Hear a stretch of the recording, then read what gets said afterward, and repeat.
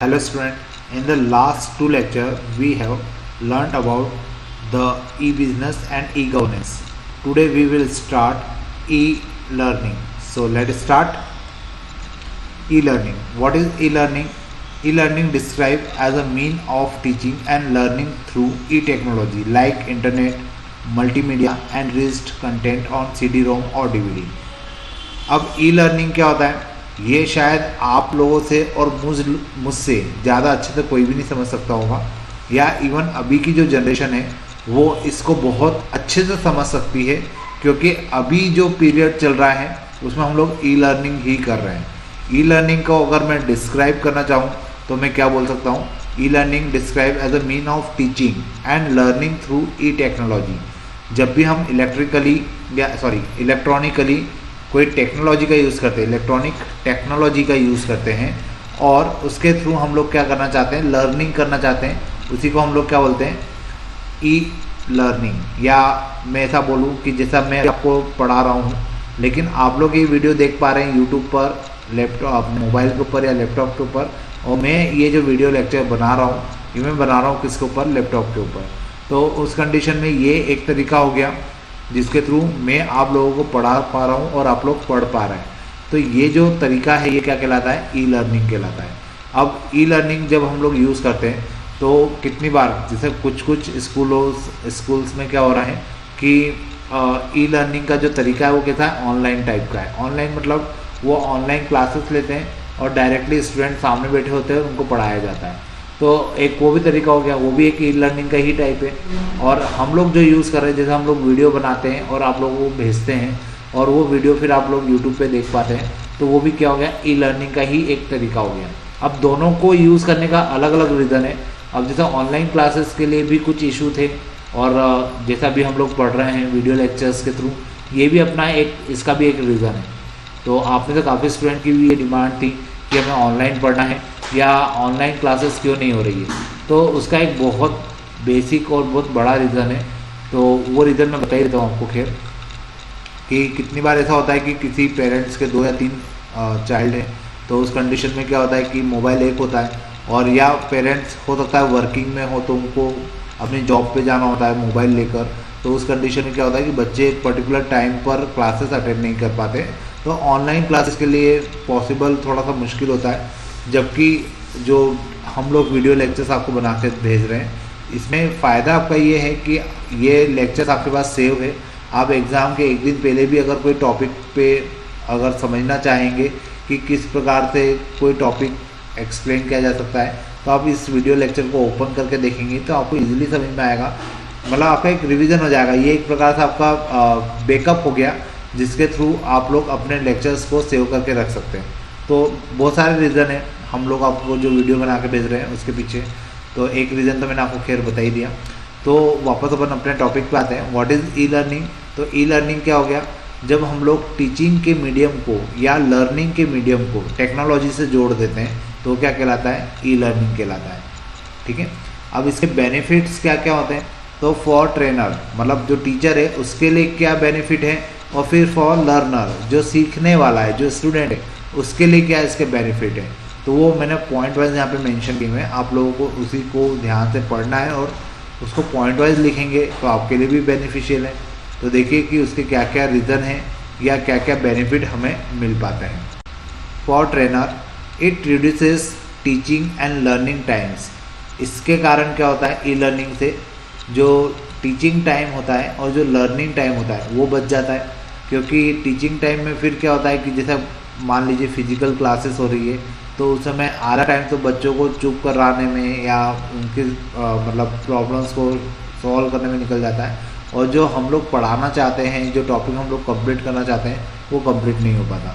तो उस आपके डाउट्स है डेफिनेटली उसको तो सॉल्व हमें करना है, लेकिन कितनी बार आपसी आप लोगों के कुछ इशू होते हैं जिसके कारण भी टाइम क्लास में ऐसे ही निकल जाता है।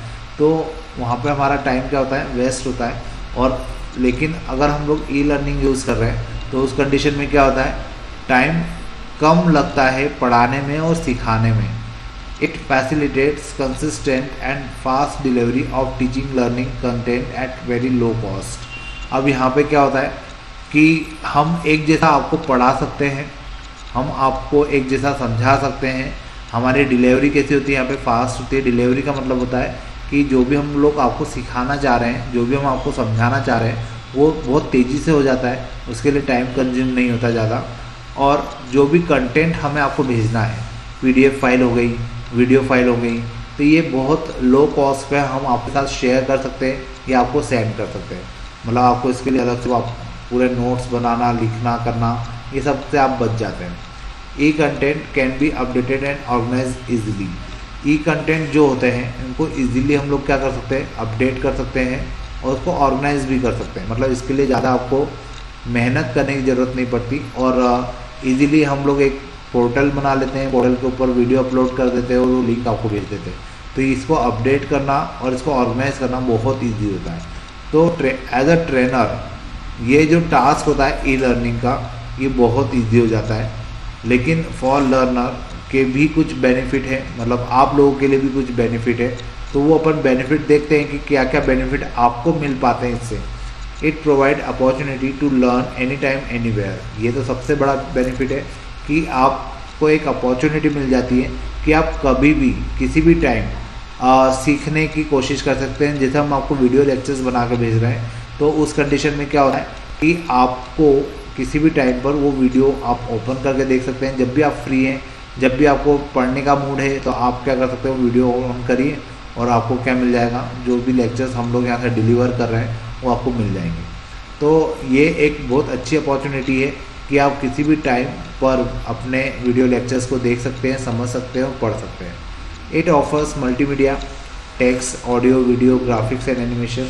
अब कितनी बार ई लर्निंग के अंदर एक और फैसिलिटी हम लोग यूज़ करते हैं, और वो फैसिलिटी क्या होती है कि हम लोग टेक्स्ट के साथ साथ उसमें ऑडियो का भी यूज़ कर सकते हैं। कोई दूसरे साउंड का यूज़ कर लिया, कभी वीडियो का यूज़ कर लिया। आपको कुछ चीज़ें अगर एक्सप्लेन करना है, जैसे फिजिक्स, केमिस्ट्री में बहुत सारे एक्सपेरिमेंट होते हैं, तो वो एक्सपेरिमेंट के वीडियो बना के आपके साथ शेयर कर लिए, ताकि आपको बहुत ईजिली समझ में आए कि किस प्रकार से प्रैक्टिकल किया जा रहा है। या ग्राफिक्स और एनिमेशन का यूज़ कर लिया जाए, तो उस कंडीशन में क्या होता है कि स्टूडेंट बहुत ईजिली समझ पाते हैं कि हम लोग आपको क्या समझाना चाह रहे हैं।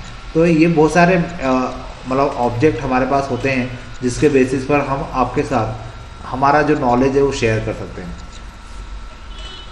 Content for easy and long lasting learning. और वैसे भी आपको ये पता होगा कि जो थ्योरेटिकल नॉलेज होता है और जो प्रैक्टिकल नॉलेज होता है वो बहुत डिफरेंस, मतलब उन दोनों में बहुत ज़्यादा डिफरेंट होता है। तो डिफरेंस क्या है, क्योंकि कुछ चीज़ें जो विजुलाइज होती है वो हमें हमेशा याद रहती है, और जो चीज़ें हम लोग थ्योरेटिकल पढ़ते हैं वो एक पर्टिकुलर टाइम के बाद भूल जाते हैं, हमको बार बार रिवाइज करना पड़ता है। तो अगर हम लोग साथ में वीडियो, ग्राफिक्स, एनिमेशंस का यूज़ कर रहे हैं, तो आपको ये चीज़ें बहुत इजीली समझ में आएगी और आप भी बहुत अच्छे से समझ पाएंगे। It facilitates self motivational and self paced learning. इससे क्या मिलता है, एक तो सेल्फ मोटिवेशन मिलता है कि हाँ अब हमको भी पढ़ना है, या हम लोग खुद से पढ़ना सीखने की कोशिश करते हैं और खुद से पढ़ना सीख भी जाते हैं।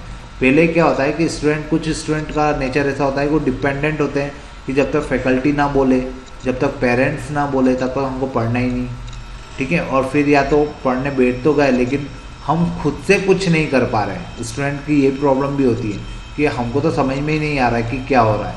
तो वो समझ में क्यों नहीं आ रहा है, क्योंकि आप लोग कोशिश नहीं कर रहे हैं।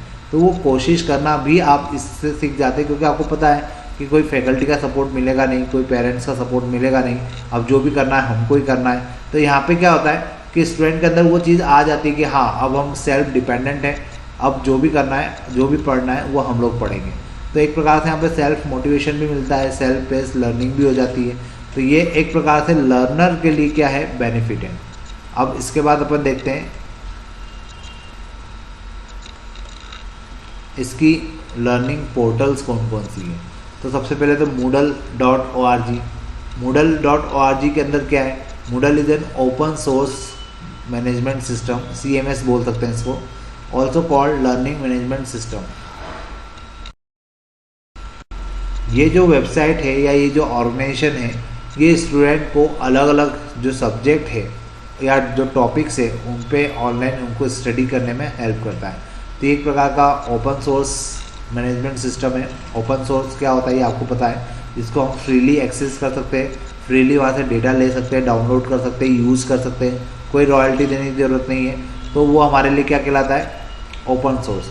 तो moodle.org क्या है, एक ऐसा ऑर्गेनाइजेशन है जो ओपन सोर्स है और यहाँ से हम लोग डेटा को इजीली ले सकते हैं, यूज़ कर सकते हैं। देन w3schools.com, w3schools.com जो है वो एक फ्री लर्निंग पोर्टल है जहाँ से आप वेबसाइट डिज़ाइनिंग और दूसरे रिलेटेड सब्जेक्ट को ऑनलाइन एज अ ट्यूटोरियल सीख सकते हैं, वहाँ से नोट्स निकाल सकते हैं और वहाँ पे आप अपने जितने भी टेक्निकल सब्जेक्ट है आप यहाँ पे पढ़ सकते हैं। इस वेबसाइट का यूज़ मैं भी करता हूँ कितनी बार, कभी हम किसी पर्टिकुलर टॉपिक पर अटक जाते हैं या कोई हमें वेबसाइट वगैरह डिज़ाइन करना होती है। जब मैंने वेबसाइट डिज़ाइन करना सीखा था तो मैंने इसका बहुत यूज़ किया था, तो इससे बहुत हेल्प मिलती है। आप लोग भी इसका यूज़ कर सकते हैं, फ्री ऑफ कॉस्ट है, मतलब यहाँ पे आपको कोई कुछ भी पेमेंट करने की ज़रूरत नहीं है। यहाँ पे आप लोग किसी भी टेक्निकल सब्जेक्ट को इजीली पढ़कर सीख सकते हैं। यहाँ पे इवन आपको एग्जांपल्स भी बहुत सारे मिल जाएंगे कि कोई आपने कोडिंग लिखा तो उसका एग्जांपल में आउटपुट क्या आएगा, वो चीज़ें भी आपको यहाँ पे पता चल जाती है। Next is exert project. It is also an open source e learning developer tool which is used to develop interactive e-learning material for the student। Exert project जो है ये भी एक प्रकार का क्या है, open source e learning developer tool है, जहाँ पर आप लोग क्या कर सकते हैं, इंटरेक्टिव ई लर्निंग मटेरियल ले सकते हैं, वहाँ पे अवेलेबल है। आप लोग वहाँ से अपने जो आपको भी मटेरियल की रिक्वायरमेंट है या जो भी टॉपिक या सब्जेक्ट आपको पढ़ना है वो आप इस पोर्टल पे जाके आराम से देख सकते हैं, समझ सकते हैं, और वहाँ से अगर आपको डाउनलोड करने की ज़रूरत है तो आप उसको डाउनलोड भी कर सकते हैं। नेक्स्ट अपन चलते हैं social impact of e learning. अब याद करिए लास्ट के 2 लेक्चर्स जिसमें अपन ने सबसे पहले पढ़ा था, जो हमने ई गवर्नेंस पढ़ा था या हमने उसके बाद ई बिजनेस पढ़ा था। तो ई गवर्नेंस के लिए भी हमने क्या पढ़ा था, पहले ई गवर्नेंस क्या होता है, उसका ऑब्जेक्टिव क्या थे, उसके पॉजिटिव इम्पैक्ट क्या थे, उसकी लिमिटेशंस क्या थी। फिर हमने ई बिज़नेस की बात की थी, तो ई बिज़नेस क्या था, उसका ऑब्जेक्टिव क्या थे, उसके पॉजिटिव इम्पैक्ट क्या थे, उसकी लिमिटेशंस क्या थी। तो वो 2 टॉपिक अपने आप में कंप्लीट थे। अब वैसे ही ई लर्निंग के लिए भी मैं यही कहूँगा कि लास्ट स्लाइड में जैसा हमने पढ़ा कि ई लर्निंग क्या होता है, उसका ऑब्जेक्टिव क्या है, उसके पॉजिटिव इम्पैक्ट अब हम लोग पढ़ेंगे और लिमिटेशन। तो ये भी अपने आप में एक कंप्लीट क्वेश्चन है। तो इस प्रकार से आपके टोटल 3 क्वेश्चन ऐसे हो जाएंगे जो 5 मार्क्स में पूछे जा सकते हैं या 4 मार्क्स में पूछे जा सकते हैं, और आपको इसको अच्छे से याद करना। बहुत इजी टॉपिक है, आपने अगर इनको एक बार पढ़ा, एक बार समझा तो अपने मन से भी लिख सकते हैं। तो ये आपको लिखना आना चाहिए, क्योंकि कितनी बार ये सीधे सीधे क्वेश्चन आ जाता है, write down the social impact of e learning और लिमिटेशंस, या write down the social impact of E business और ई गवर्नेंस। तो ये टॉपिक बहुत ईजी है और स्टूडेंट इनको इतना अच्छे से रीड नहीं करते हैं और इस क्वेश्चन को आधा अधूरा छोड़ के आते हैं। तो आप लोग थोड़ा सा प्रैक्टिस करिएगा तो ये क्वेश्चन बहुत इजीली समझ पाएंगे। फिलहाल अपन पढ़ते हैं social impact of e learning. तो ई लर्निंग के सोशल इम्पैक्ट क्या क्या होते हैं, तो हम लोग नेगेटिविटी की बात नहीं करेंगे, हम तो केवल अभी पॉजिटिव इम्पैक्ट की बात करना है। कॉस्ट इफेक्टिव होता है, इंटरेक्टिव होता है, and multimedia enriched material for effective and long lasting learning. अब अगर पॉजिटिव इम्पैक्ट की बात करें तो सबसे बड़ा प्रॉफिट होता है कि कॉस्ट इफेक्टिव होता है। कॉस्ट इफेक्टिव मतलब ज़्यादा इसमें इन्वेस्टमेंट नहीं करना होता, हम लोग इजीली वीडियो बनाकर मतलब इसको सेंड कर सकते हैं, शेयर कर सकते हैं। फिर इंटरेक्टिव होता है, अब टेक्निकल चीज़ें हैं तो हम इसमें बहुत सारी टेक्निकल चीज़ें भी डाल सकते हैं, वीडियो, एनिमेशंस, मल्टीमीडिया से रिलेटेड जितने मटेरियल है वो डाल सकते हैं। तो एक्चुअल में क्या होता है कि कितनी चीज़ें ऐसी होती है जो प्रैक्टिकली अगर समझाई जाए और अगर आप उसको प्रैक्टिकली देखेंगे तो बहुत जल्दी से समझ में आएगा। तो बहुत सारे मटेरियल ऐसे होते हैं जो कि अवेलेबल है, जिसको ऑनलाइन आपको डालकर एनिमेशन के थ्रू समझाया जा सकता है, और वो चीज़ें जब आप देखेंगे तो आपको याद भी रहेगा। तो उस कंडीशन में क्या होगा, आप अपने हिसाब से उसके ऊपर आंसर लिख भी सकते हैं। तो बहुत सारा यहाँ पे चीज़ें ऐसी है जिसको हम लोग यूज़ करें तो जो लर्निंग है वो बहुत ज़्यादा इफेक्टिव बन सकती है, लॉन्ग लास्टिंग बन सकती है। No physical interaction among teacher and learner is required, that is most suited for working people. अब यहाँ पर एक और उसका बेनिफिट है कि यहाँ पर कोई फिजिकल इंटरेक्शन नहीं होता टीचर और लर्नर के बीच में, मतलब जो पढ़ाने वाला है, जो फैकल्टी है उसके, और जो सीखने वाला है मतलब जो स्टूडेंट है, उनके बीच में कोई फिजिकल इंटरेक्शन नहीं होता। और जब फिजिकल इंटरेक्शन नहीं होता तो प्रॉब्लम होती है इसकी डेफिनेटली, क्योंकि बहुत सारी चीज़ें एक टीचर ऑनलाइन स्टूडेंट को नहीं समझा पाता। लेकिन अगर कुछ छोटे मोटे टॉपिक है, कुछ मेजर इशू नहीं है, सिंपल से टॉपिक है, तो उसको अगर आप ऑनलाइन समझा रहे हैं तो यहाँ पर क्या हो सकता है, टाइम का कंजम्पशन जो होता है उसको रोका जा सकता है, या जो वर्किंग पीपल होते हैं उनके लिए बहुत ज़्यादा सूटेड होता है, क्योंकि वर्किंग पीपल के पास टाइमिंग का इशू होता है, तो वह ऑनलाइन चीज़ों को एक्सप्लेन कर कर अपना टाइम बचा सकते हैं। Easily available and facilitates any time anywhere learning. अब यहाँ पर इसका फ़ायदा एक ये भी है कि आप एनी टाइम और एनी वेयर, एनी टाइम मतलब 24 घंटे में से कभी भी, और एनी वेयर मतलब दुनिया में कहीं भी आप क्या कर सकते हैं, अपनी लर्निंग को कंटिन्यू रख सकते हैं। जैसे अभी लॉकडाउन लगा है तो उस कंडीशन में काफ़ी स्टूडेंट, कुछ स्टूडेंट को तो मैं जानता हूँ वो अभी कोलकाता में है, और वो कोलकाता में लेकिन वो फिर भी अपने लेक्चर्स देख पा रहे हैं, क्योंकि इसका रीज़न क्या है, क्योंकि यहाँ पर हमारे पास जो वेबसाइट है, सॉरी हम लोग जो वीडियो बना रहे हैं वो वहाँ पे भी एक्सेसिबल है। तो उस कंडीशन में क्या हो रहा है कि उनको वो प्रॉब्लम नहीं हो रही कि हम कोलकाता में हैं और इंदौर के लेक्चर्स को हम लोग कैसे देखें। तो आप कहीं पर भी कभी भी जब भी आप फ्री है और जहाँ पर भी आप हैं वहाँ पे आप अपनी पढ़ाई को कंटिन्यू कर सकते हैं, या जो हम लोग आपको वीडियो लेक्चर्स भेज रहे हैं वो आप देख सकते हैं। अब इसकी कुछ लिमिटेशंस भी हैं। लिमिटेशंस को जनरली नेगेटिव इम्पैक्ट भी कहा जाता है, लेकिन वो नेगेटिव वर्ड लिखना कहीं ना कहीं नेगेटिव होता है, तो उसको नेगेटिव ना लिखते हुए हम लोग क्या लिखते हैं, limitations. High drop out rate due to the lack of interaction among trainer and trainee. अब इसमें सबसे बड़ा इशू होता है high drop out rate. High drop out rate का मतलब क्या हुआ कि जब बहुत जोश होता है, तो जब फर्स्ट टाइम क्लासेस स्टार्ट होती है तो ऑनलाइन क्लासेस, तो उस कंडीशन में स्टूडेंट में बहुत जोश होता है कि हम ऑनलाइन पढ़ाई करेंगे, हम ऑनलाइन पढ़ाई करेंगे। लेकिन जब फिजिकल इंटरेक्शन नहीं होता तो उस कंडीशन, फिजिकल इंटरेक्शन किसके बीच में, ट्रेनर और ट्रेनी के बीच में, मतलब फैकल्टी और स्टूडेंट के बीच में। तो कितने स्टूडेंट ऐसे होते हैं जो ऑनलाइन चीज़ों को नहीं समझ पाते, नहीं उसको फॉलो कर पाते, तो वो बहुत तेज़ी से क्या कर देते हैं, उस क्लास को छोड़ देते हैं या पढ़ना छोड़ देते हैं कि हमको ऑनलाइन तो पढ़ना ही नहीं, हमें समझ में ही नहीं आ रहा है। तो यहाँ पर ड्रॉप आउट रेट जो है सबसे ज़्यादा होता है, और सबसे ज़्यादा होने के कारण क्या होता है, अब क्योंकि कुछ स्टूडेंट का फोकस ही नहीं बन पाता, क्योंकि उनको जब तक क्लास में नहीं पढ़ाया जाए फिजिकली प्रेजेंट होकर तब तक वो पढ़ ही नहीं पाते हैं। कुछ स्टूडेंट ऐसे होते हैं कि जो ऑनलाइन कैसे भी करके उनको जब पढ़ना है, उनका फोकस बहुत क्लियर है, तो वो ऑनलाइन भी इजीली पढ़ लेते हैं। तो वो अलग अलग कैटेगरी के अलग अलग टाइप के स्टूडेंट होते हैं। तो यहाँ पे ड्रॉप आउट रेट बहुत ज़्यादा होता है, क्योंकि फोकस करने वाले स्टूडेंट कम होते हैं और फोकस ना करने वाले स्टूडेंट ज़्यादा होते हैं। इस कारण से यहाँ पे हाई ड्रॉप आउट रेट ज़्यादा हो जाता है। Next one is sometimes less effective due to the inappropriate learning content. कितनी बार ऐसा होता है कि जो कंटेंट फैकल्टी के द्वारा पढ़ाया जा रहा है वो या तो बोरिंग है, और अगर वो बोरिंग नहीं है तो थ्योरेटिकल ज़्यादा है। जैसे हमारा सब्जेक्ट है, इसको आप थ्योरेटिकल भी बोल सकते हो, बोरिंग भी बोल सकते हो। लेकिन मैंने कोशिश की कि मतलब जो आपके सामने स्लाइड्स हैं उनको देखकर भी आपको थोड़ा सा समझ में आए, तो मैंने स्लाइड वैसी बनाई, थोड़ी सी अट्रैक्टिव टाइप की।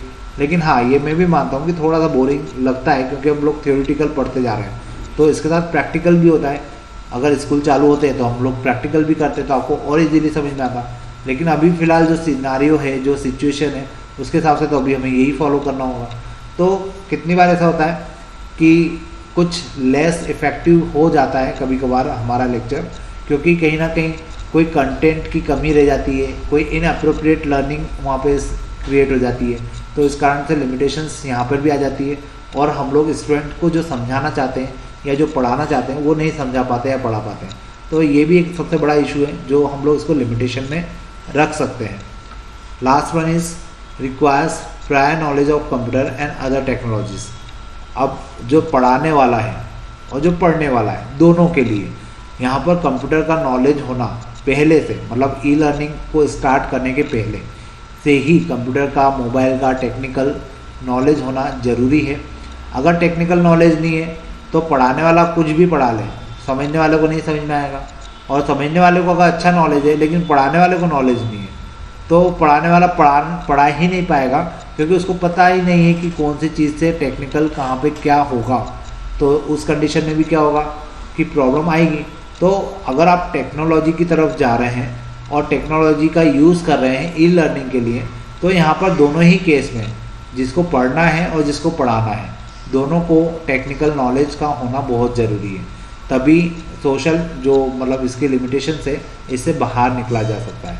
तो ये 2-3 पॉइंट ऐसे हैं जो लिमिटेशंस में आते हैं, फिर 3 पॉइंट हमने ऐसे लिखे जो पॉजिटिव इम्पैक्ट है। तो ये एक कंप्लीट अपने आप में टॉपिक हो गया आपके लिए, क्योंकि इसके पहले वाली स्लाइड में हमने क्या देखा, ई लर्निंग की जो पोर्टल्स थी अलग अलग उनके बारे में देखा, और इसके पहले हमने क्या देखा, ई लर्निंग क्या होती है और इसके बेनिफिट्स क्या होते हैं। और बेनिफिट्स भी हमने 2 पॉइंट ऑफ व्यू से देखे, ट्रेनर के पॉइंट ऑफ व्यू से भी और लर्नर के पॉइंट ऑफ व्यू से भी। तो ये एक प्रकार से क्या हो गया, देखा जाए तो एक अपने आप में कंप्लीट टॉपिक हो गया जो कि 5 मार्क्स का एग्जाम में पूछा जाता है। तो आपको इसको बहुत अच्छे से पढ़ना है, समझना है। इसके पहले भी मैंने जैसा आपको बताया कि 2 टॉपिक हुए थे, ई गवर्नेंस और ई बिजनेस, वो भी इन 3 क्वेश्चन में से एक क्वेश्चन तो डेफिनेटली आपको एग्जाम में मिलेगा। तो इन बहुत ईजी टॉपिक है, ईजिली आप पढ़कर अपने वर्ड्स में लिख सकते हैं। तो इनको पढ़िए, समझिए, कुछ प्रॉब्लम आती है तो आप मेरे साथ शेयर कर सकते हैं, ठीक है। आपके पास मेरा नंबर भी है, आप मुझे कॉल भी कर सकते हैं, अपनी प्रॉब्लम शेयर भी कर सकते हैं। Designing IT applications. An IT applications refers to applications software which facilitate to the customers users in various real life applications like e-governance, e-commerce and e-learning, etc. In general, an IT applications comprises 2 major ports. ये major part होना चाहिए, port मैंने type कर दिया है, तो it's 2 major parts. तो देखिए यहाँ पे क्या है, डिज़ाइनिंग IT एप्लीकेशंस की अगर हम लोग बात कर रहे हैं, तो डिज़ाइनिंग IT एप्लीकेशंस का मतलब क्या हुआ कि हम लोग जितने भी ऐप चलाते हैं, मतलब मैं आपकी लैंग्वेज में बात करूँ तो आप मोबाइल सबसे ज़्यादा ऑपरेट करते हैं बजाय लैपटॉप और डेस्कटॉप के। तो मैं आपको ऐप बोलूँगा, क्योंकि एप्लीकेशन का ही जो शॉर्ट फॉर्म होता है वो ऐप होता है। तो आप लोग जो मोबाइल में ऐप यूज़ करते हैं और उसमें आप गेम खेलते हैं, गाने सुनते हैं, या कोई एक्टिविटी परफॉर्म कर रहे हैं, या आप कोई शॉपिंग के लिए ऐप यूज़ कर रहे हैं, तो ये सारी जो एप्लीकेशंस है या जो ऐप हैं, ये ऐप किसी ना किसी कैटेगरी को बिलोंग करती है। कुछ हो सकता है गवर्नमेंट की वेबसाइट हो, कुछ हो सकता है ई-कॉमर्स की हो, कुछ हो सकता है ई-लर्निंग के लिए हो। तो ये सारी जो ऐप है, इनको डिज़ाइन जब किया जाता है तो इनको डिज़ाइन करने के लिए 2 मेजर पार्ट होते हैं। एक होता है फ्रंट एंड और एक होता है बैक एंड। आपको इसके ऊपर शॉर्ट नोट पूछा जाता है, फ्रंट एंड क्या होता है, या तो 2 नंबर का एक क्वेश्चन पूछ लेते हैं कि फ्रंट एंड क्या होता है, केवल इतना सा पूछा और 2 नंबर आपको मिल जाते हैं, या केवल बैक एंड पूछ लेते हैं, या दोनों को कंबाइन करके पूछ लेते हैं, और जब दोनों को कंबाइन करके पूछते हैं तो ज़्यादा मार्क्स का क्वेश्चन बनता है। तो इस प्रकार से आपको ये पता होना चाहिए। तो सबसे पहले अपन बात करते हैं फ्रंट एंड की। It is an user interface which collect input और रिस्पॉन्स फ्रॉम द यूज़र। अब फ्रंट एंड क्या होता है, ये एक प्रकार का यूज़र इंटरफेस होता है जो यूज़र से क्या कलेक्ट करता है, इनपुट और रिस्पॉन्स, ठीक है। It receives users queries request and passes to the back end for further processing. इसका काम क्या होता है कि जो यूज़र्स की क्वेरीज है, जो रिक्वेस्ट है, जो उसने यूज़र ने वैल्यू एंटर की है, उस वैल्यू को एक्सेप्ट करना और उसको कहाँ पास कर देना, बैक एंड के पास, ताकि आगे की प्रोसेसिंग की जा सके। Generally it includes graphical user interface through which user interact using mouse and keyboard. अब यहाँ पर जनरली जो फ्रंट एंड होता है उस पर काम कैसे किया जाता है, तो ये एक प्रकार का ग्राफिकल यूज़र इंटरफेस होता है, और ग्राफिकल यूज़र इंटरफेस होने के कारण यहाँ पर हम लोग इसमें जो इंटरेक्शन करते हैं, यूज़र जो इस पर इंटरेक्ट करता है वो किस बेसिस पे कर पाता है, माउस और कीबोर्ड के बेसिस पर। तो फ्रंट एंड आपको होपफुली समझ में आया होगा। या मैं आपको एक सिंपल सा एग्जांपल देता हूँ। मान लीजिए आपने कोई गेम स्टार्ट किया, कोई भी गेम आपके मोबाइल में है और आप उसको खेलना चाहते हैं। अपन लूडो की बात करते हैं, क्योंकि अधिकतर लोग जानते हैं लूडो का एक ऐप है और उस लूडो पे वो गेम खेलते हैं। तो जो लूडो का आप गेम ओपन करते हैं, तो जैसे आपने लूडो किंग करके कोई ऐप है, उस पर आपने जैसे ही क्लिक किया तो लूडो का गेम स्टार्ट हो जाता है। तो आपके सामने जो स्क्रीन आ रही है वो फ्रंट एंड कहलाता है। फिर उस स्क्रीन पे ऐसे ऑप्शंस होते हैं कि आपको अपने फ्रेंड्स के साथ खेलना है, आपको ऑनलाइन खेलना है, आपको 1-to-1 खेलना है, आपको कोई चैट रूम बना के खेलना है। तो वो जो ऑप्शन है वो क्या है, एक प्रकार का फ्रंट एंड है।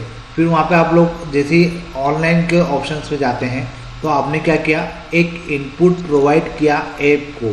तो आपने फ्रंट एंड पर क्या किया, इनपुट डाला कि आपको ऑनलाइन गेम खेलना है। फिर ऑनलाइन नंबर अगर आपने ऑनलाइन पे क्लिक किया है तो ऑनलाइन के हिसाब से जो प्लेयर्स उस समय ऑनलाइन होंगे उनकी लिस्ट आपके सामने आ जाएगी, या वो लोग सिलेक्ट होकर आपके लूडो के चारों तरफ आ जाएंगे। तो उस कंडीशन में क्या होगा, आप गेम खेल पाएंगे।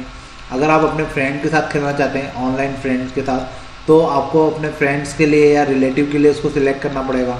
तो आप लोगों के सामने वो जो एप्लीकेशन का पार्ट है जिस पे आप लोग इनपुट दे रहे हैं कि हमें ऑनलाइन खेलना है, हमें 1-to-1 खेलना है, मल्टीप्लेयर खेलना है या सिंगल 2 प्लेयर्स खेलना है, तो ये जो आप लोग इनपुट दे रहे हैं ये कहाँ पे दे रहे हैं, ये फ्रंट एंड पे दे रहे हैं। तो ये जो पार्ट है ये क्या कहलाता है, ऐप का फ्रंट एंड कहलाता है, जहाँ पे यूज़र कोई पढ़कर वहाँ पे जो इंस्ट्रक्शन लिखी होती है उन इंस्ट्रक्शंस को पढ़कर कुछ ना कुछ इनपुट डालता है, और उस इनपुट के अकॉर्डिंग क्या होता है, वो इनपुट कहाँ दिया जाता है, फ्रंट एंड के द्वारा वो दिया जाता है बैकएंड को, और बैकएंड क्या करता है, उसके ऊपर प्रोसेस करता है कि यूज़र ने जो इनपुट डाला है उसके अकॉर्डिंग रिस्पांस देना, और वो रिस्पांस वापस कहाँ आता है, फ्रंट एंड पे आता है, और फ्रंट एंड पे जब वो रिस्पांस आता है तो हम उसको पढ़ते हैं और उसके अकॉर्डिंग फिर नेक्स्ट स्टेप को फॉलो करते हैं। तो इस प्रकार से क्या होता है, ये पूरी प्रोसेस चलती है। तो जो एप्लीकेशन का इंटरफेस जो आपको दिखाई दे रहा है, जिस पर आप इनपुट दे रहे हैं, जिसके ऊपर लिखी हुई इंस्ट्रक्शन को आप पढ़ रहे हैं, या आप सेट, जैसे आपने मोबाइल ओपन किया या कोई एप्लीकेशन ओपन की तो उसकी सेटिंग का ऑप्शन होता है, तो सेटिंग का जो ऑप्शन है वो भी एक प्रकार का फ्रंट एंड है। आपको ऊपर सेटिंग दिखता है, आप सेटिंग पे क्लिक करते हैं और सेटिंग खुल जाती है। तो इस प्रकार से क्या हो गया, ये एक प्रकार का ग्राफिकल यूज़र इंटरफेस हो गया। क्योंकि अगर आप इसी गेम को मोबाइल पे या लैपटॉप पे या डेस्कटॉप पे खेल रहे हैं तो आप कीबोर्ड और माउस का यूज़ करेंगे। तो ग्राफिकल यूज़र इंटरफेस ये एक प्रकार का ग्राफिकल यूज़र इंटरफेस होता है। फ्रंट हैंड को हम लोग ग्राफिकल यूज़र इंटरफेस भी बोलते हैं, क्योंकि यहाँ पे हम लोग क्या करते हैं, ग्राफिकली इनपुट देने का काम करते हैं। तो जब ग्राफिकली इनपुट अगर हम लोग दे रहे हैं तो उस कंडीशन में क्या होगा, वो ग्राफिकल यूज़र इंटरफेस होगा, और वो जो ग्राफिकल यूज़र इंटरफेस है उसी को हम लोग क्या बोलते हैं, फ्रंट एंड बोलते हैं। अब सेम वैसा ही बैक एंड होता है, लेकिन बैक एंड हमें दिखाई नहीं देता। देखते हैं इसमें क्या होता है। It is invisible component which processes the user request as received by the front end. अब बैक एंड क्या होता है, तो बैक एंड वो एलिमेंट होता है, वो कंपोनेंट होता है जो फ्रंट एंड से आने वाली रिक्वेस्ट को प्रोसेस करता है। क्लियर है। हम लोग जैसे कोई मान लीजिए कोई प्ले होने वाला है किसी स्टेज के ऊपर, तो स्टेज के ऊपर वो लोग होते हैं जो परफॉर्म करने वाले हैं, वो फ्रंट एंड है, और उनको रेडी करने वाले, उनको स्क्रिप्ट देने वाले, उनको स्क्रिप्ट समझाने वाले, या उनके लिए सारा टास्क परफॉर्म करने वाले कुछ लोग होते हैं जो बैक स्टेज होते हैं।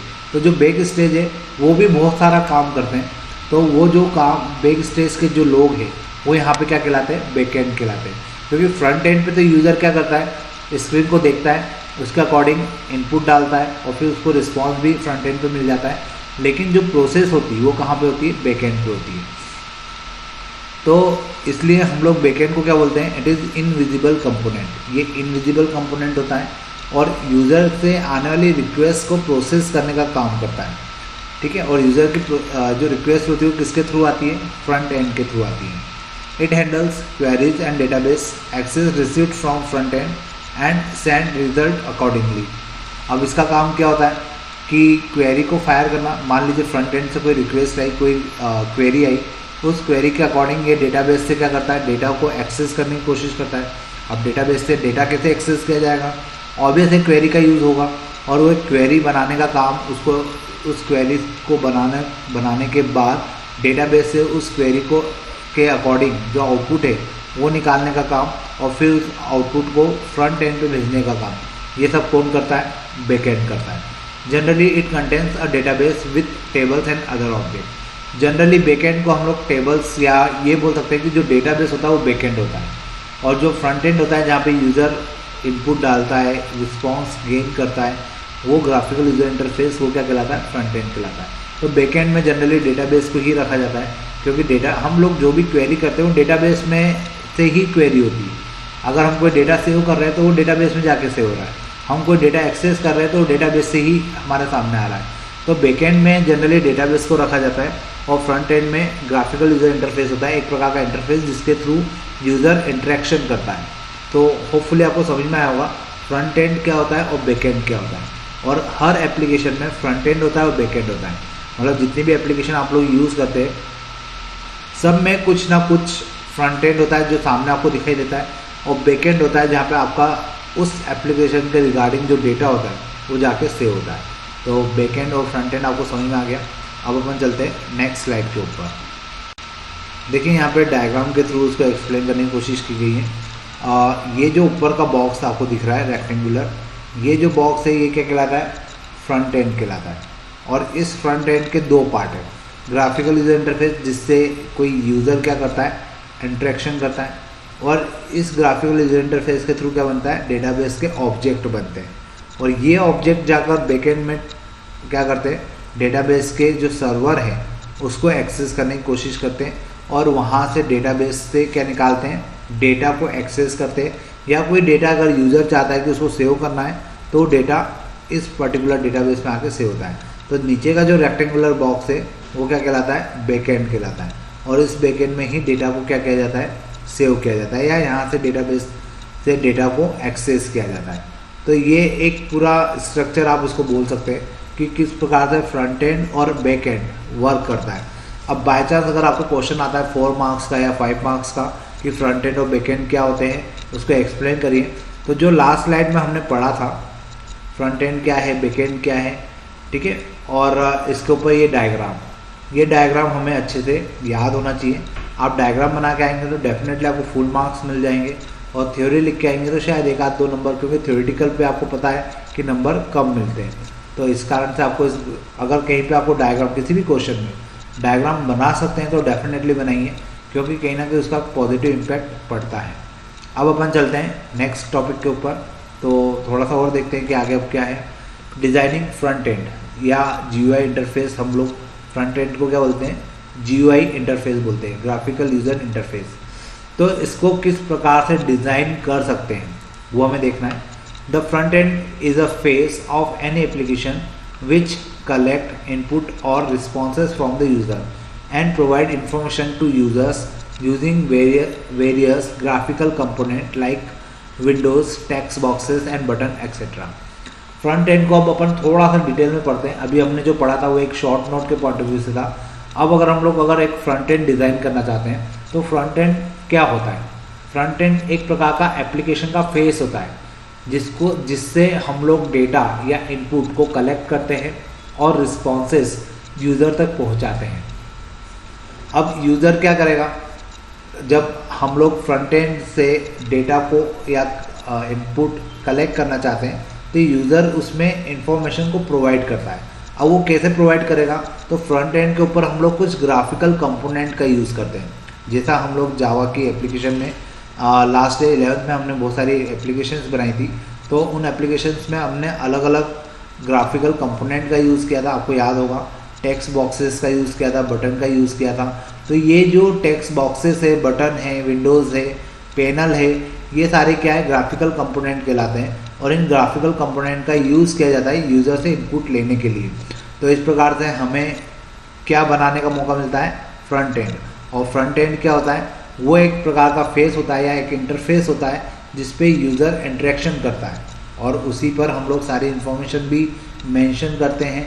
वहीं पर सारे बटन, सारे कंपोनेंट वहीं पर रखते हैं ताकि यूज़र का क्या कर सके, उसको पढ़कर समझ सके और उसके अकॉर्डिंग इनपुट दे सके। Goodness of front end depend on its design, placement and appearance of content and connectivity to the back end. अब किसी फ्रंट एंड के बारे में अगर हम लोग बात करें तो फ्रंट एंड तब अच्छा बनेगा जब उसकी डिज़ाइन अच्छी होगी, इंटरेक्टिव होगी, अट्रैक्टिव होगी, उसका प्लेसमेंट अच्छा होगा, उसमें जो आपने कंटेंट रखे हैं, जो बटन आपने कंपोनेंट यूज़ किए हैं, उनका अपीयरेंस अच्छा होगा, और साथ में फ्रंट एंड की जब कनेक्टिविटी बैक एंड के साथ परफेक्ट होगी तो उस कंडीशन में हम लोग क्या बोल पाएंगे कि हमारा जो फ्रंट एंड है, जो हमारा GUI इंटरफेस है, वो परफेक्ट है, क्योंकि यूज़र को भी इजीली समझ में आ रहा है, यूज़र भी इजीली इंटरेक्ट कर पा रहा है, और वो इंटरेक्शन करने के साथ यूज़र जब उस पर इनपुट डालेगा या कोई इनपुट डेटा उसमें इंटर करेगा तो वो प्रॉपरली अगर कनेक्टेड होगा बैकएंड के साथ तो डेटा प्रॉपरली कहाँ पहुँचेगा, बैकएंड पे पहुँचेगा, और बैकएंड पे जाके या तो वो सेव होगा या उसके बेसिस पर कोई क्वेरी फायर होगी और उससे कोई डेटा बाहर आएगा। तो इस प्रकार से कोई भी फ्रंट एंड अगर आपको डिज़ाइन करना है तो उसका अच्छा होना किस बात पर डिपेंड करता है, design, placement and appearance of the content और connectivity to the back end. ये 3-4 पॉइंट है जिसके ऊपर किसी भी एप्लीकेशन का फ्रंट एंड डिपेंड करता है। The following are the desirable feature of good interface. अब मान लीजिए अगर मुझे कोई अच्छा इंटरफेस बनाना है तो ये नीचे कुछ पॉइंट लिखे हुए हैं, इन पॉइंट्स का होना बहुत ज़रूरी है, तभी हम लोग क्या बना सकते हैं, एक अच्छा इंटरफेस बना सकते हैं या एक अच्छा फ्रंट एंड बना सकते हैं। तो फर्स्ट पॉइंट है डिस्प्ले फीचर्स। डिस्प्ले फीचर्स में क्या क्या पॉइंट है वो अपन देखते हैं। फर्स्ट है conventional use of icons and messages. हमें यहाँ पर जितने भी आइकन्स यूज़ करना है या जितने भी मैसेजेस यूज़ करना है वो कन्वेंशनल यूज़ करना चाहिए, ताकि क्या हो कि यूज़र इजीली उनको समझ पाए और उनके अकॉर्डिंग रिस्पॉन्स कर पाए। क्योंकि कितनी बार ऐसा होता है कि हम बहुत किसी भी आइकन्स को छोटा बड़ा बना देते हैं, साइज़ के हिसाब से नहीं होता, सेट नहीं होता, आगे पीछे होता है, ऊपर नीचे होता है, साइज़ छोटी बड़ी होती है, तो वो बहुत अजीब सा लगता है फ्रंट एंड, और यूज़र उस चीज़ को बहुत इजीली समझ नहीं पाता और उसका इंटरेक्शन ख़त्म हो जाता है।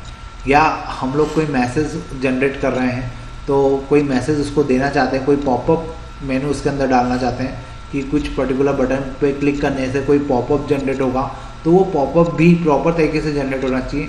इतने पॉपअप भी नहीं होना चाहिए कि यूज़र वहाँ पर जाकर इरिटेट हो जाए और उस एप्लीकेशन को ही बंद कर दें।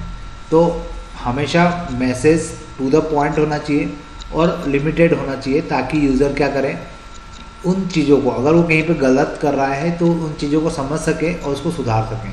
और अगर वो प्रॉपर तरीके से अपने फॉर्म को फिलअप कर रहा है या प्रॉपर तरीके से एप्लीकेशन को यूज़ कर रहा है तो फिर फालतू के मैसेज हमें जनरेट करने का कोई मौका उसको नहीं देना चाहिए। साथ में आइकन्स का यूज़ हमें अच्छे से करना चाहिए, क्योंकि आइकन से ही आपकी एप्लीकेशन का लुक अच्छा बनता है। Next one is provide visual and audible feedback. हमें हमेशा विजुअल और ऑडिबल फीडबैक प्रोवाइड करना चाहिए। क्योंकि फीडबैक क्यों प्रोवाइड करना चाहिए, क्योंकि अगर हम लोग फीडबैक प्रोवाइड कर रहे हैं और यूज़र को लगता है, अगर वो सामने वाला जेन्युइन यूज़र है तो डेफिनेटली वो आपको कुछ ना कुछ फीडबैक देगा। और वो फीडबैक कैसा होगा, विजुअल भी होना चाहिए और ऑडिबल भी होना चाहिए, क्योंकि उससे आप लोग समझ पाएंगे कि आपके फ्रंट एंड में कहाँ कमी है या कहाँ पे आपको कुछ सुधारने की ज़रूरत है। या आप लोग अगर कुछ फीडबैक उसको देना चाह रहे हैं, ठीक है, ये फीडबैक दो तरीके से हो सकता है। आप लोग उसने कुछ वैल्यू एंटर की तो उसके बदले में आप जो रिस्पॉन्स देंगे वो आपका फीडबैक हो गया। और कितनी बार ऐसा होता है कि यूज़र कुछ फीडबैक डाल सकता है, क्योंकि आपकी एप्लीकेशन को देख के हो सकता है कि कितनी बार उसको कुछ आपको बताना हो, कुछ अपडेशन करवाना हो, तो उसका भी फीडबैक हो सकता है। तो यहाँ पे जितने भी फीडबैक हम लोग यूज़ करें वो सारे कैसे होना चाहिए, विजुअल होना चाहिए, दिखाई देना चाहिए और ऑडिबल होना चाहिए। कभी कोई यूज़र अगर वर्बली डालना चाहता है तो वो वर्बली सुनाई देना चाहिए और प्रॉपर सुनाई देना चाहिए। Use of easy and most suitable controls. यहाँ पर जब भी हम लोग फ्रंट एंड डिज़ाइन करें तो यहाँ पे जितने भी कंट्रोल्स हम लोग यूज़ कर रहे हैं वो सारे कैसे होना चाहिए, ईजी होना चाहिए, अननेसेसरी कोई कंट्रोल यूज़ नहीं करना चाहिए और सूटेबल होना चाहिए। मतलब सूटेबल इन द सेंस कि जिसकी ज़रूरत है, जहाँ पे जिस नाम से हमें ज़रूरत है, केवल वही कंट्रोल हम लोग यूज़ करें। फिर नेक्स्ट मेजर पॉइंट है functional features. Support various input devices like keyboard and mouse etcetera. अब आपको ये पता होना चाहिए कि यूज़र जो भी होगा मोस्ट ऑफ द केसेस में वो या तो कीबोर्ड यूज़ करेगा या माउस यूज़ करेगा, या आपकी एप्लीकेशन को एज अ फ्रंट एंड कहाँ पे चलाएगा, मोबाइल पे। तो आपकी एप्लीकेशन कीबोर्ड और माउस के थ्रू, मतलब इनपुट डिवाइसेस तो वही है, तो वहाँ से इजीली डेटा को ले पाए, यूज़र का जो इनपुट है उसको एक्सेप्ट कर पाए। तो आपकी एप्लीकेशन इस प्रकार की सपोर्टिव होना चाहिए। क्योंकि कितनी बार ऐसा होता है कि कोई एप्लीकेशन हमने जनरली बनाई, वो कीबोर्ड से इनपुट नहीं ले रही, केवल माउस से ले रही है, या कभी माउस से नहीं ले रही, केवल कीबोर्ड से ले रही है। या हो सकता है लैपटॉप से आप उस पर सब कुछ कर सकते हो लेकिन मोबाइल से आप उस पर कोई भी इनपुट नहीं दे सकते। तो ये चीज़ें फिर प्रॉब्लम क्रिएट करती है, क्योंकि हर किसी के पास लैपटॉप और डेस्कटॉप नहीं होता, या हो सकता है व्यक्ति रास्ते में हो और वो मोबाइल से ही आपकी एप्लीकेशन को एक्सेस करना चाहता हो, तो फिर उस केस में क्या किया जाएगा, वो लैपटॉप और डेस्कटॉप कहाँ से लाएगा। तो इसलिए जब भी आप कोई एप्लीकेशन बनाते हैं, फ्रंट एंड बनाते हैं, तो वो सभी को सपोर्टिव होना चाहिए, भले वो लैपटॉप हो, डेस्कटॉप हो, मोबाइल हो, टैबलेट हो, सभी पे वो एज ए इनपुट, जहाँ से उसको इनपुट एक्सेप्ट करना है वो सभी से कर पाए। Next one is support validation of data और अवॉइड एरर्स। हमें हमेशा वैलिडेशंस को यूज़ करना चाहिए और एरर्स को अवॉइड करने की कोशिश करना चाहिए। वैलिडेशंस मतलब मान लीजिए आपने डेट ऑफ बर्थ यूज़र से एंटर करवाना चाहते हैं और यूज़र ने डेट ऑफ बर्थ गलत डाली, तो वहाँ पे तुरंत लिखा हुआ आ जाना चाहिए कि you have entered wrong date of birth. या अगर आपने मेल आईडी का ऑप्शन दिया हुआ है, यूज़र मेल आईडी में कहीं @ का यूज़ नहीं कर रहा है या गलत मेल आईडी डाल रहा है, तो वहाँ पे एक मैसेज जनरेट हो जाना चाहिए, you have entered wrong email ID. तो इस प्रकार के वैलिडेशंस अगर हम लोग लगाते हैं तो यूज़र से गलती होने के चांसेस ख़त्म हो जाते हैं और हमारे डेटा में अननेसेसरी रॉन्ग डेटा फीड होने से बच जाता है। तो यहाँ पर हम लोग क्या कर सकते हैं, वैलिडेशन का यूज़ कर सकते हैं और जो एरर्स हैं उनको अवॉइड कर सकते हैं। लास्ट पॉइंट है user authentication and security features. ये तो सबसे ज़्यादा इंपॉर्टेंट है। आप कोई भी एप्लीकेशन बनाएंगे तो उसमें ऑथेंटिकेशन और सिक्योरिटी फीचर्स का होना बहुत ज़रूरी है, क्योंकि हमने वाइट हैट हैकर्स और ब्लैक हैट हैकर्स के बारे में पढ़ा था 11th क्लास में भी और 12th में भी। तो जो ब्लैक हैट हैकर्स होते हैं वो क्या करते हैं, आपके एप्लीकेशन को, अगर आपके एप्लीकेशन सक्सेसफुल है तो उसके जो सिक्योरिटी है उसको तोड़ने की कोशिश करेंगे और उसको बिगाड़ने की कोशिश करेंगे, उसके बदले में रैंसम की डिमांड करेंगे या उसमें वायरस अप्लाई कर देंगे।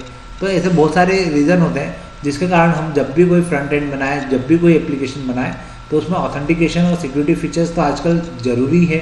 उसके बिना कोई भी बड़ा पोर्टल आपकी एप्लीकेशन को एक्सेप्ट ही नहीं करेगा। जैसे अगर आप अपनी एप्लीकेशन को बनाने के बाद प्ले स्टोर पर डालना चाहते हैं तो प्ले स्टोर पे भी पहले आपकी एप्लीकेशन चेक होती है कि उसमें कोई वायरस तो नहीं है, उसमें सिक्योरिटी फीचर है कि नहीं है, या उसका ऑथेंटिकेशन है कि नहीं है।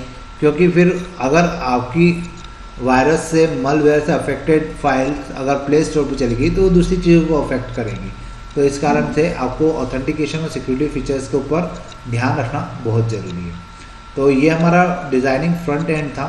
अब इसके बाद हम लोग बात करेंगे कि एक अच्छा फ्रंट एंड अगर हमें बनाना है तो उसकी प्रॉपर्टीज़ क्या क्या होती हैं। तो ये जो अभी चल रहा है पूरा टॉपिक, ये फ्रंट एंड का चल रहा है, तो ये अपन देखेंगे नेक्स्ट लेक्चर में। आज के लिए अपन इतना ही रखते हैं। Thank you.